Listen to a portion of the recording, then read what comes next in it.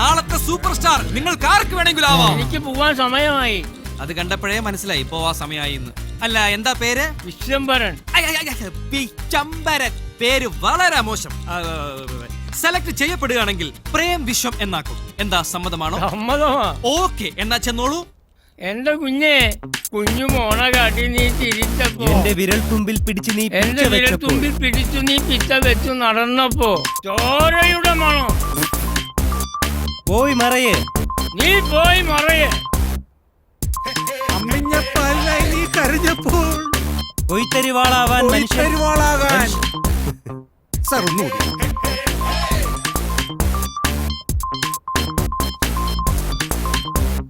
ഇവനൊക്കെ എവിടെന്ന് ഒരു ചുക്കും അറിയാത്തവന്മാര്.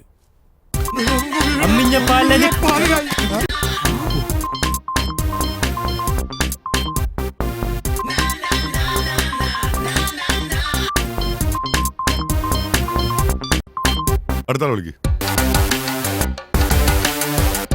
ചേട്ടാ. അത് നന്നായിട്ടുണ്ട്, പക്ഷെ ഇത്ര ഹെവി അല്ലാതെ കുറച്ച് ശാന്തമായിട്ടൊന്നും ചെയ്യാവോ?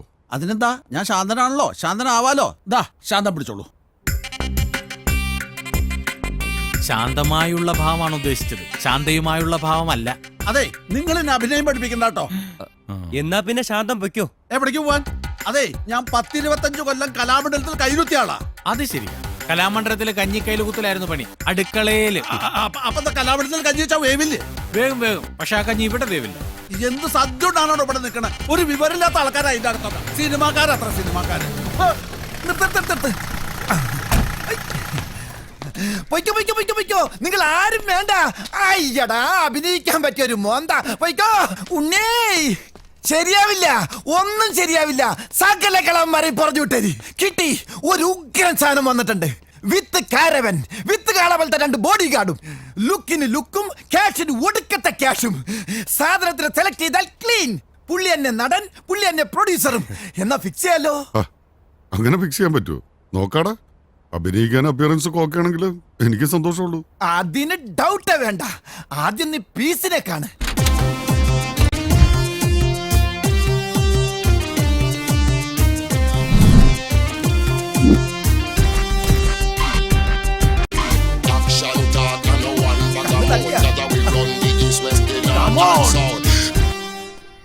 എന്താ, ഞെട്ടിയില്ലേ?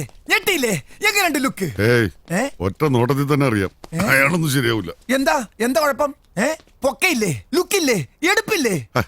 അതല്ലടാ, ആ മുഖം കണ്ട അറിയാം മുഖത്തിന്റെ എക്സ്പ്രഷൻ പറ്റില്ലെന്ന്. എന്ത് എക്സ്പ്രഷൻ ഉണ്ടാവില്ലെന്നാ? പാളയം കുടമ്പഴം മിക്സിയിലിട്ട് അടിക്കുന്ന പോലെ ഒരു എക്സ്പ്രഷൻ ഉണ്ട്. ഒന്ന് കണ്ടു നോക്കുമോനെ.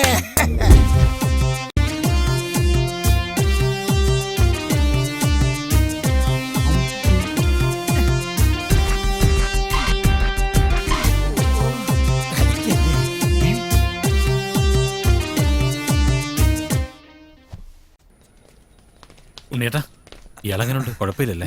നിനക്കും ഭ്രാന്തായോ? ഇതാണ് അഭിനയം. അതൊക്കെ അറിയാതെ ഉള്ളിന്ന് പുറത്തേക്ക് വരേണ്ടതാ. അയ്യേ, ഇപ്പൊ അയാൾ കാണിച്ചത് അറിയാതെ ഉള്ളിന്ന് പുറത്തേക്ക് വന്നതാ. അയാൾ അറിഞ്ഞിട്ട് പോലുമില്ല. ഒന്ന് മിണ്ടായിരിക്കേട്ടാ. അയാളെ വെച്ച് പടം ചെയ്ത് നമ്മളെന്താ ഡിസ്കവറി ചാനലിന് വേണ്ടിയാ പടം ഉണ്ടാക്കണേ? നീ പോയി അയാളെ പറഞ്ഞോട്ടെ. അങ്ങനെ അങ്ങ് തീരുമാനിക്കാൻ വരട്ടെ. അയാൾ അയാളുടെ ഇഷ്ടത്തിന് കാണിച്ച അഭിനയമല്ലേ. നമുക്ക് വേണ്ടത് എന്താണെന്ന് നമുക്ക് പറഞ്ഞു കൊടുക്കാം. അയാൾ കാണിക്കില്ലോ നോക്കി നമുക്ക് പറഞ്ഞുവിടാം. ഞാൻ ഒരാളെ വെറുതെ കോലം കെട്ടിക്കാനായിട്ട്. ഒരു കാര്യം ചെയ്യാം, ഉണ്ണിയേട്ട ഇപ്പൊ വരണ്ട. ആ ഓൻ എക്സ്പ്രഷൻ മാറ്റി ഞങ്ങളൊന്ന് ചെയ്യിച്ചു നോക്കട്ടെ. തരക്കേടില്ല, ഞങ്ങൾക്ക് തോന്നിയാൽ മാത്രം ഉണ്ണിയേട്ടൻ വന്ന് നോക്കിയാൽ മതി. എന്താ? നിങ്ങൾ എന്താന്ന് വെച്ച് ചെയ്യും. നടക്കൂ.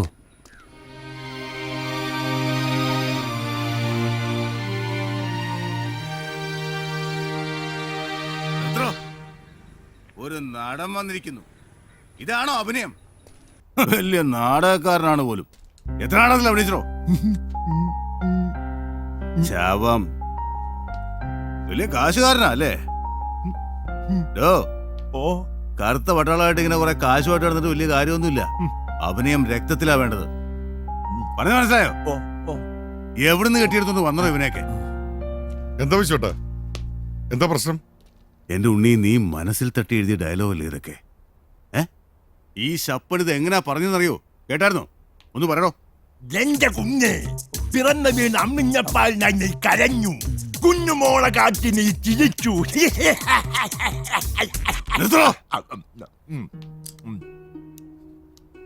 എന്റെ കുഞ്ഞെ, പിറന്നു വീണ് അമ്മിഞ്ഞപ്പാലിന് വേണ്ടി നീ കരഞ്ഞു.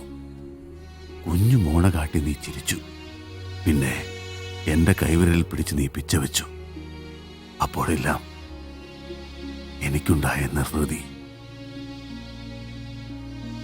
മനുഷ്യൻ കലപ്പയുണ്ടാക്കാൻ, കൊയ്ത്തരുവാളുണ്ടാക്കാൻ ഉപയോഗിക്കുന്ന ഇരുമ്പിൽ ഇന്ന് ചോര മണക്കുന്നു. എന്റെ കുഞ്ഞെ, ശപിക്കപ്പെട്ട ഈ ഗോത്ര പാരമ്പര്യത്തിന്റെ കണ്ണിയാവാതെ നീ പോയി മറയേ.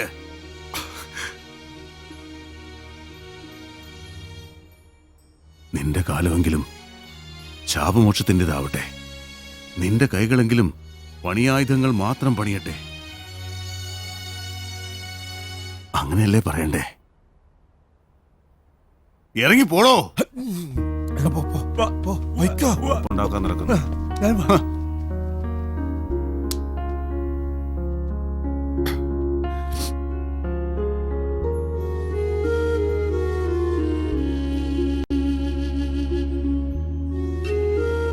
ഇത്രയും കാലം ഞങ്ങളുടെ കൂടെ ഉണ്ടായിട്ടും ഈ മഹാനടനെ ഞങ്ങൾ തിരിച്ചറിഞ്ഞില്ല. എന്താ എന്റെ സിനിമയിലെ പെരുങ്കൊല്ലൻ അശ്വേട്ടന.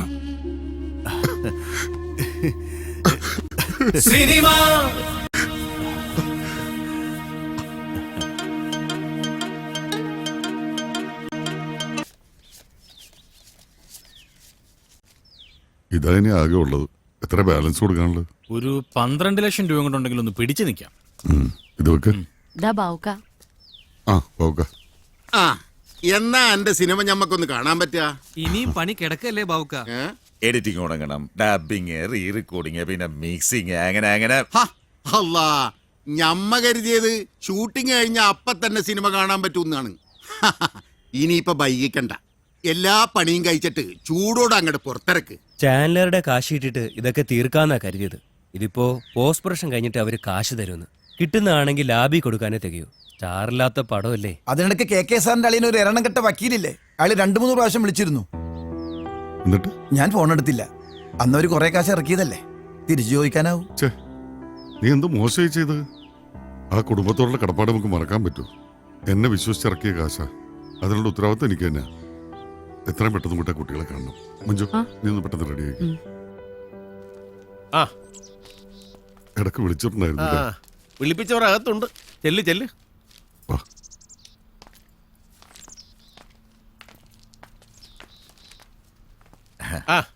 എന്തായടോ കാര്യങ്ങള്? അല്ല, അത് പിന്നെ ഇപ്പൊ സമാധാനമായല്ലേ അല്ലേ? വിവരങ്ങളൊക്കെ അറിയണുണ്ട്. ഇവരുടെ അച്ഛന്റെ വലിയ ആഗ്രഹമായിരുന്നു ഉണ്ണിയുടെ സ്ക്രിപ്റ്റ് സിനിമയായി കാണാൻ. പിന്നെ ഷൂട്ടിങ്ങിന്റെ തിരക്കിനിടക്ക് ഇവിടുന്ന് ഫോൺ ചെയ്യുന്നത് ഞാൻ അറിഞ്ഞിരുന്നില്ല. അതുകൊണ്ടാ. അത് സാരമില്ല. കെ പോയിട്ടും ഇവർക്ക് ആ പടം ചെയ്യണമെന്ന് വലിയ ആഗ്രഹമായിരുന്നു. ഇവിടെ കുറെ വാദിക്കുകയും ചെയ്തു. പക്ഷെ ബന്ധുക്കള് സമ്മതിക്കണ്ടേ? കെ ഉണ്ടായിരുന്നെങ്കിൽ ഒരു തീരുമാനം എടുത്താൽ മതി, പിന്നൊന്നും നോക്കണ്ട. പക്ഷേ ഇപ്പൊ അങ്ങനല്ലല്ലോ. ഇവിടുത്തെ കുറച്ചധികം പണം സിനിമയിൽ മുടങ്ങി കിടപ്പുണ്ട്. മറന്നിട്ടല്ല അത്. അയ്യോ, തരാനുള്ള പണം തിരിച്ചു വാങ്ങാനല്ല വിളിപ്പിച്ചത് മോളെ. ഇതിപ്പോ ഞങ്ങളുടെ പേഴ്സണൽ അക്കൗണ്ടിലുണ്ടായിരുന്ന പണമാ. ഇതെടുക്കാൻ ഞങ്ങൾക്ക് ആരോടും ചോദിക്കണ്ട. അച്ഛൻ തുടങ്ങി വെച്ചത് പൂർത്തീകരിക്കാനല്ലേ. വാങ്ങിച്ചോളൂ.